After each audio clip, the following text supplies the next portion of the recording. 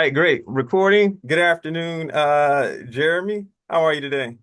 I'm doing great, Stefan. How you doing, man? Awesome, man. Yeah, it's great to be here today. On behalf of LRM, I'd like to thank you for taking time out for the interview. My pleasure.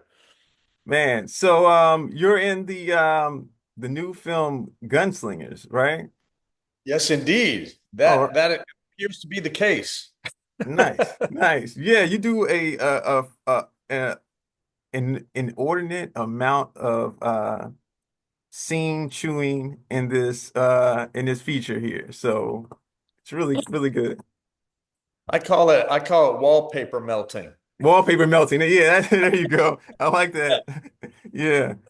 That's you play a really bad dude in this movie, right?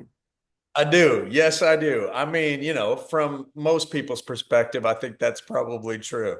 From my From the perspective, when you're playing the character, you're playing an angry dude, not necessarily a bad dude, right, he's sure. he's just trying to fight for what is his. That's right. If you think about it, when you put it in that All upset. perspective, And he lacks the tools that, right. most human beings might use to get what they want.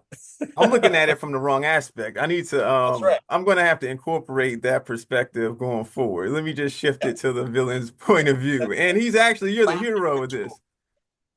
Yeah, minus the tools. Yeah, you're just Yep. trying to carry out some justice, I mean, Right. That's right. Just getting what he wants. Get what he wants. awesome. Awesome. So all right, Jeremy, Gunslingers.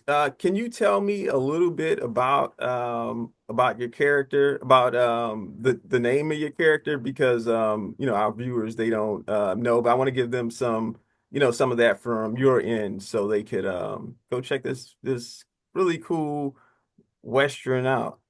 Yeah, man. Yeah, so I play Robert Keller. And I am the brother to Stephen Dorff's character in the film. And I am in hot pursuit of my brother, who from my perspective, has absolutely abandoned me and the agreements that we had, and kind of stabbed me in the back and left me holding the bag in the form of a wife and a kid and responsibility and all kinds of stuff. And he ran off to save his own skin. Now, see, this is a whole different movie coming from my perspective, I I'm guess. liking this movie. I mean, it's give. That's why I Hero. wanted from your I'm the hero, perspective here. Stefan. You're the hero of this. It's just we're Uh, seeing it. yeah. Look, if it's a town full of criminals, I mean, you got to be the That's hero, right. right? Exactly. Have the sheriff all of a sudden become the bad guy. I don't know. Yeah, But anyhow, yeah. me So too. he runs off to hide away and save himself.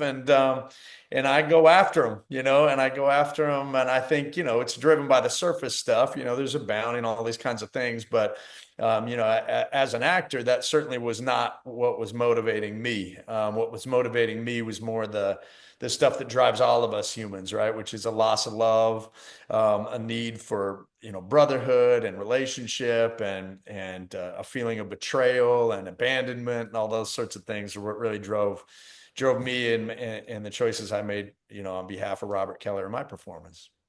Nice, nice, and that really comes through because Yeah. like he's a wallpaper melting villain. You do a fantastic job with it, though. I mean. And you're Man. carrying a lot of the plot too. Like some of the revelations actually come from you at points, even in the third act. And I found that really interesting because it wasn't just like disclosed another way. It was like you're a driving force in coming into town and you got some Yeah. revelations with you, some doozies. Yes. Yeah, this was when Brian Skiba sent me this script over, he just told me about it over the phone. He's like, "What do you think?" I was like, "I'll do it." And he's like, "Well, don't you want to read the script first?" And I was like, "Oh yeah, yeah, send me the script." And then I read the script, and I have to tell you, to your point, like I just felt absolutely humbled that somebody would think of me for this part because it is Shakespearean. I mean, as an actor who kind of traverses the stage and the screen and television and film and all of it, it's pretty rare you stumble across a script that has a lot of answers to the questions that you ask as an actor. It's in the script. And it keeps coming at you all the way to the bitter end. And he really gifted me with a role that kept me very busy, for a month. Both physically busy, but intellectually busy. There was a lot to discover in this role, and I felt like even up to the last minute of shooting, I was like finding new stuff in there. So it was a blast. It was a blast. It was a real gift. Awesome, awesome. Now, for Yep. your role, how did you prepare for this role? There's a lot of uh, physical activity and a lot of weapons manipulations, and it Yeah. all looks pretty authentic. So, what was your preparation like for this? Yeah, well, thanks for asking that. As an actor, you like I always say to my students, I teach a lot of acting and filmmakers too, and I always talk to them about the importance of training. Like training and study and all that stuff is really critically important because it's when you get the call with very little notice, right? You got to like go into action, and your muscles got to be ready. Literally, your physical instrument needs to be ready. So. You got to be taking good care of that instrument because you never know what it's going to be asked to do. In this case, it was a lot of running around and jumping around and shooting and fighting and all kinds of stuff. Um, and your vocal instrument needs to be ready to go. Your mental instrument needs to be ready to go. Your spirit needs to be ready to go. I've been training my whole life for this kind of a Nice. character. In terms of the big prep, the little prep, the specific. That comes down to the team, man. It comes down to a really strong director, a great writer, an amazing team around you.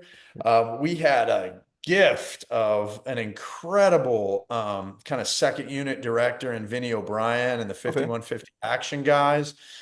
These dudes were like outstanding, like stunt crew, fight choreographers. Our armorers were unbelievable. Just kept us feeling, safe and secure the whole time, which to me, I always say, if you do not feel safe on set, you can't look dangerous when the camera rolls, right? Right. That's And true. Yeah. and these guys had it buttoned down so that Nice. when camera roll, we could go wild. Everybody was Uh, comfortable to just go. I mean, yeah. And I got to tell you too, a lot of times these guys go kind of unsung, but the armorers, particularly, these guys are, they're technicians with their tools, oh, but they're also definitely.